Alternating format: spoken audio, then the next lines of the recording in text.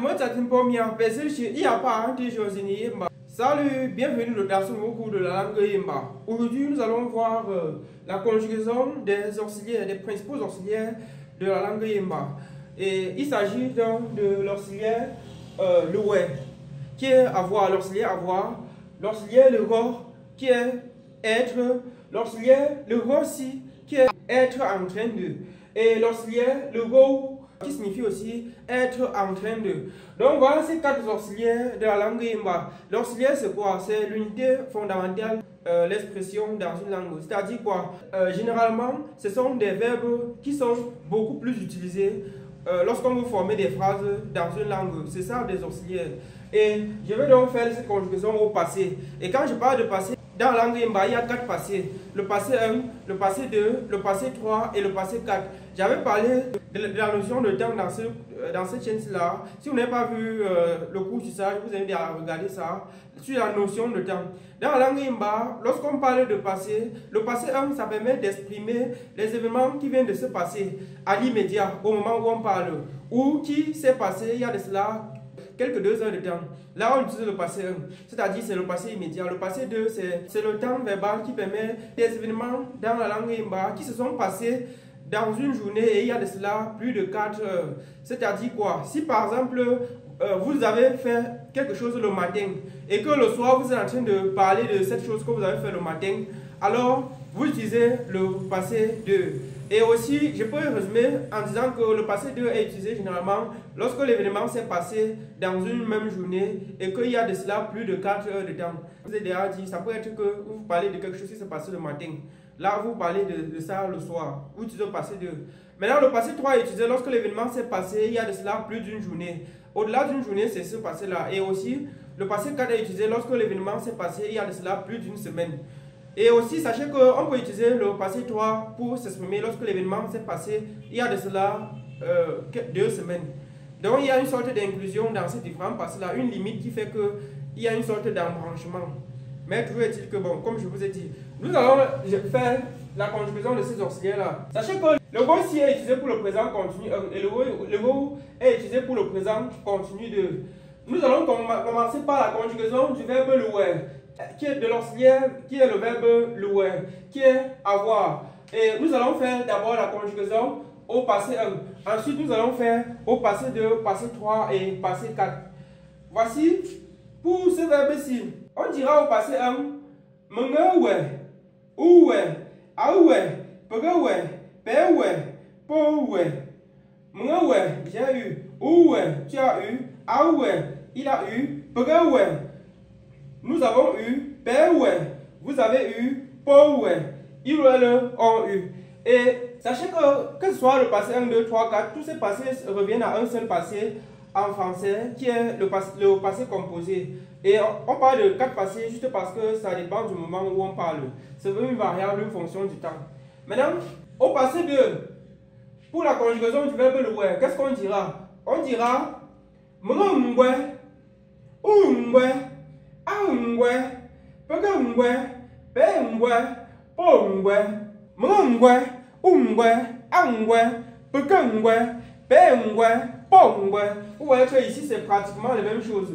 Sauf qu'ici, il y a juste les différents pronoms personnels qui changent. Un seul mot à retenir, ngwe. Et ça se lit en insistant beaucoup plus ici. Je vous avais montré comment est-ce qu'on fait pour lire une double consonne dans la langue Yimba. Ça se lit en traînant et en haussant la voix. Ngwe. Donc c'est ça. Maintenant nous allons faire la conjugaison du verbe louer au passé 3 et vous allez voir ici c'est la conjugaison de l'auxiliaire avoir au passé 3. Au passé 3, qu'est-ce qu'on dira? On dira mnkuwe, ukuwe, akuwe, pekuwe, pekuwe, pokuwe. Vous voyez que ici c'est pratiquement la même chose. Je relis pour que vous voyez. Au passé 3, on dira mnkuwe, ukuwe, akuwe, pekuwe, pekuwe, pokuwe. Vous voyez que ici c'est pratiquement la même chose ici, sauf qu'ici le marqueur ici est spécial. Bon, on avait parlé des marqueurs dans la chaîne. Les marqueurs du passé 3. Il y a le cours sur les marqueurs du passé 3 dans la chaîne. Et il y a aussi un livre de grammaire dans lequel tous les marqueurs de la langue Yimba pour la conjugaison sont dans ce livre de grammaire-là. Pour ceux qui n'ont pas encore le livre de grammaire, il y a le lien dans la barre de description. Donc, voilà ça. Mwenkewe qui signifie j'ai eu, oukewe tu as eu, alkewe il ou elle a eu, prekewe nous avons eu, pekewe vous avez eu, pokewe il ou elle ont eu. Donc voilà ça au passé 3. Nous allons rapidement passer à la conjugaison de l'auxiliaire le ouais. À voir qui est au passé 4. Qu'est-ce qu'on dira au passé 4? On dira mwenduwe, uluwe, aluwe, pekeluwe, peluwe, poluwe. J'espère que vous avez vu. Mwenduwe, j'ai eu. Uluwe, tu as eu. Aluwe, il elle a eu. Pekeluwe, nous avons eu. Peluwe, vous avez eu. Poluwe, il elle ont eu. Mwenduwe, uluwe, aluwe, pekeluwe, peluwe. Par exemple, si c'est le verbe louer cap, on dira mwenduwe nkap, uluwe nkap, aluwe nkap. Et il faut faire attention ici. Si par exemple on enlève ce marqueur-ci, si on enlève le premier marqueur-ci, et on enlève la terminaison-ci, c'est-à-dire le dernier S-ci, ça va devenir le passé 4 confirmatif.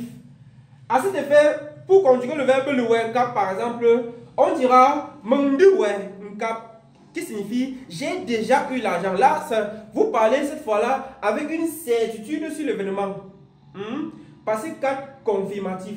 Donc si on enlève ça et on enlève la terminaison, ça deviendra le passé 4 confirmatif. C'est-à-dire si on enlève aussi ça et on enlève aussi cette terminaison, ça va devenir le passé 4 confirmatif. Et ici, si peut-être on veut parler au passé 4 confirmatif, on dira oluwe. Oluwe.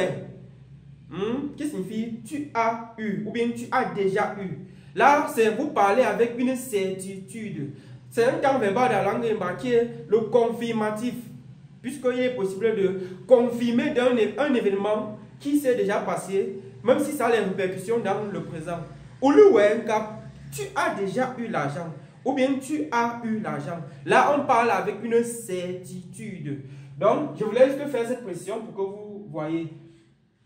Maintenant, nous allons faire la conjugaison du verbe lugo, qui est l'auxiliaire être, au passé 1, 2, 3 et 4. Voici la conjugaison du verbe lugo, l'auxiliaire être, au passé 1 dans la langue Yimba. Qu'est-ce qu'on dira? Ici, c'est le passé 1. Ici, c'est le passé 2. On dira quoi? On dira mwengo, j'ai été, ugo, augo, pegego, pego, pogo. Mwengo, j'ai été. Ugo, tu as été. Augo, il ou elle a été. Pegego, nous avons été. Pego, vous avez été. Pogo, il ou elle ont été. Et je vais préciser une chose ici. C'est que l'auxiliaire lugo aussi, conjugué au passé 1, est souvent aussi utilisé par abus dans la langue Yimba comme imparfait. C'est-à-dire quoi? Quand je dis mwengo, c'est j'ai été. Comme je vous ai dit que le passé dans la langue Yimba, c'est-à-dire le passé 1, 2, 3, 4, c'est l'équivalent d'un seul passé qui est le passé composé. Lorsqu'on dit mwengo, ça signifie j'ai été.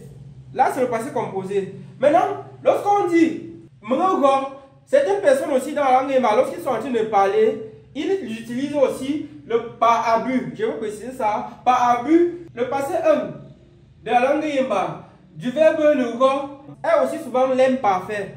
C'est-à-dire, certains utilisent aussi souvent ça pour s'exprimer à l'imparfait. Vous allez entendre souvent quelqu'un dire dans la langue Yimba, mwengo chicha, qui signifie j'ai été enseignant. Et ça signifie aussi j'étais enseignant. Par abus, c'est-à-dire par abus, le passé 1 est aussi utilisé pour l'imparfait, pour l'auxiliaire être, le go. Et ceci aussi généralement aussi parfois le cas pour beaucoup de verbes dans la langue Yimba où les gens utilisent par abus le passé 1 pour faire l'imparfait.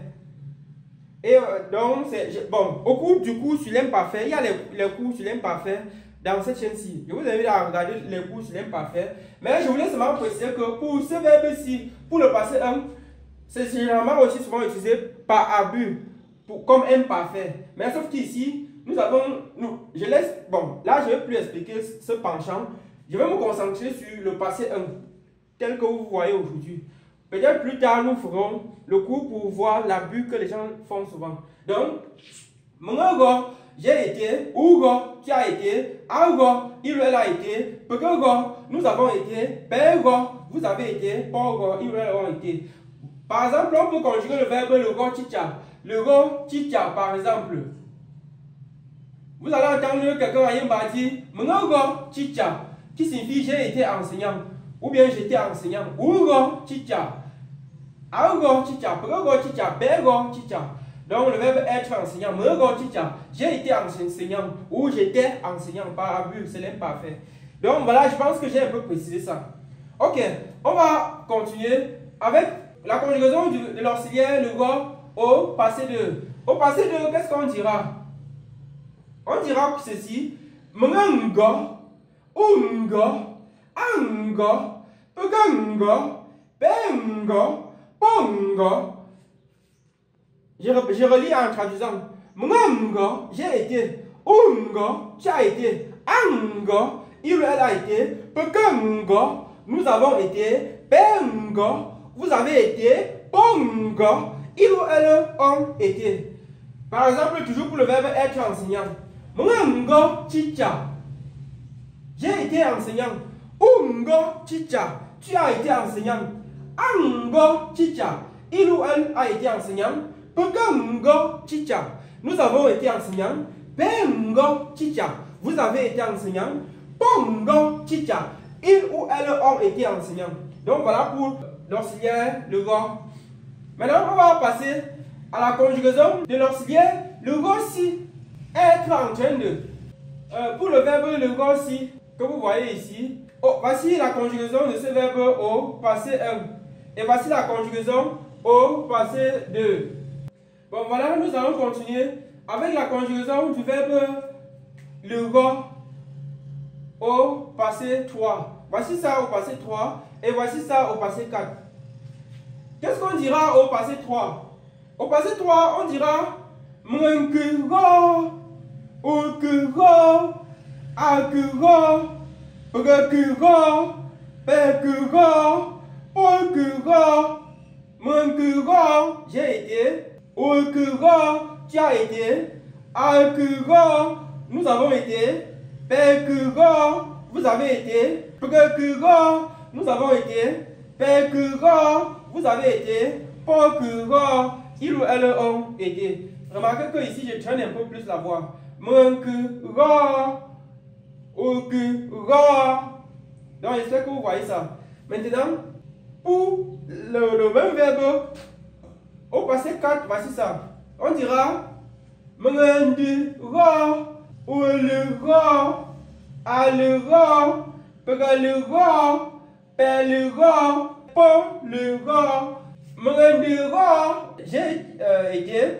Uliro, tu as été. Aliro, il ou elle a été. Pegaliro, nous avons été. Peliro, vous avez été. Poliro, il ou elle ont été. Mngendiro chicha, j'ai été enseignant. Mngendiro chicha, en Douala, j'ai été enseignant à Douala. Uliro chicha, à Tchang, tu as été enseignant à Tchang. J'espère que vous voyez un peu. Aliro chicha, si je mets être enseignant par exemple à Yaoundé. Liro chicha, à Yaoundé. Liro chicha, à Yaoundé. Si par exemple il veut conjuguer le verbe Liro chicha à Yaoundé, qu'est-ce qu'on dira? Au passé 4, on va dire Mngendiro chicha à Yaoundé. On va seulement ajouter chicha à Yaoundé. Mngendiro chicha à Yaoundé. J'ai été enseignant à Yaoundé. Uliro chicha à Yaoundé. Tu as été enseignant à Yaoundé. Aliro chicha à Yaoundé. Il ou elle a été enseignant à Yaoundé. Pegaliro chicha à Yaoundé. Ainsi de suite. Donc voilà, on ne va pas traîner, on ne va pas passer le temps là. On va rapidement passer à la conjugaison du verbe suivant. Au passé 1, 2, 3 et 4. On va continuer avec la conjugaison du verbe le rossi qui est être en train de. Ici c'est le passé 1, là c'est le passé 2. Mngosi, Pour le passé 1, on dira Mengogossi, Ougossi, Augossi, Pegogossi, Pegossi, Pougossi. Mengogossi, qui signifie j'ai été en train de. Ici, sachez que on peut même ajouter les points de suspension ici pour dire qu'il y a quelque chose qui peut être ajouté. Mengogossi, qui signifie j'ai été en train de. Ougossi, tu as été en train de. Augossi, il a été en train de. Pegogossi, nous avons été en train de. Pegossi, vous avez été en train de. Pogossi, ils ont été en train de. Donc, si l'on conduit en traduisant, on dira Mengogossi, qui signifie j'ai été en train de. Ougossi, tu as été en train de. Augossi, il a été en train de. Pegogossi, nous avons été en train de. Pegossi, vous avez été en train de. Pogossi, ils ont été en train de. Là, c'était pour le passé 1. Maintenant, au passé 2, qu'est-ce qu'on dira? Passé 2, c'est ça ici. On dira Mengogossi, j'ai été en train de. Ougossi, Angossi, Pegogossi, Pengossi, Pongossi. Vous voyez que c'est la même chose. Que ce bloc-ci, c'est pratiquement la même chose partout. Mengogossi, j'ai été en train de. Ougossi, tu as été en train de. Angossi, il a été en train de. Pegogossi, nous avons été en train de. Pengossi, vous avez été en train de. Pongossi, ils ont été en train de. Donc voilà ça au passé 1 et au passé 2. Avoir été en train de. Donc le gossi, être en train de. Et au passé 1, c'est j'ai été en train de. Tu as été en train de, ainsi de suite. Maintenant au passé 3, c'est la même chose. Sauf que ça différencie maintenant. Nous allons rapidement conjuguer le verbe le gossi. Voici la conjugaison au passé 3 et voici la conjugaison au passé 4. Au passé 3, pour le verbe le gossi, qu'est-ce qu'on dira? On dira Mengogossi, Ougossi, Augossi, Pegogossi, Pegogossi, Pogossi. Mengogossi, j'ai été en train de. Ougossi, tu as été en train de. Sauf qu'ici, sachez que on peut mettre 3 points de suspension pour dire que l'action, il faut encore ajouter quelque chose. C'est vous voulez conjuguer le verbe être en train de dormir. Dormir dans la langue, c'est le lit. Et on dira au passé 3, Mengogossi, Nzi, Ougossi, Nzi, Akogossi, Nzi, Pegogossi, Nzi, Pegogossi, Nzi, ainsi de suite. Donc, Mengogossi, Nzi, j'ai été en train de dormir. Voilà la conjugaison. C'est la même traduction en français. Passé 1, 2, 3, 4 pour le verbe le gossi. Bon, pour le passé 4, qu'est-ce qu'on dira? On dira Mengende, Gossi, Ole Gossi, Ale Gossi, Pegale Gossi, Pele Gossi, Paul Gossi. Mengende Gossi, qui signifie j'ai été en train de. Ole Gossi, tu as été en train de. Ale Gossi, il a été en train de. Pegale Gossi, nous avons été en train de. Pele Gossi, vous avez été en train de. Paul Gossi, ils ont été en train de. Nous allons rapidement faire la conjugaison du dernier verbe, qui est le verbe lugo, que voici. Ce verbe-ci. Voici la conjugaison du verbe lugo. Là, c'est le passé 1. Et ici, c'est le passé 2. Au passé 1, qu'est-ce qu'on dira? On dira Mengego, Ugo, Algo, Pegego, Pego, Polgo. Donc voilà ça. Sachez que le go ici et le go, ça signifie la même chose, être en train de. Celui-ci c'est pour le présent continu 1, celui-ci c'est pour le présent continu 2, lorsqu'on a affaire au présent. Maintenant pour le passé 2, du verbe le go, on dira Mengengosi, Uungosi, Aingosi, Pegengosi, Pengosi, Poengosi. Mengengosi, j'ai été en train de. Uungosi, tu as été en train de. Pegengosi, nous avons été en train de. Pengosi, vous avez été en train de. Nous allons rapidement passer à la conjugaison du verbe le go au présent 1. Au présent, on dira quoi? On dira Mengego, Ugo, Algo, Pegego, Pego, Polgo.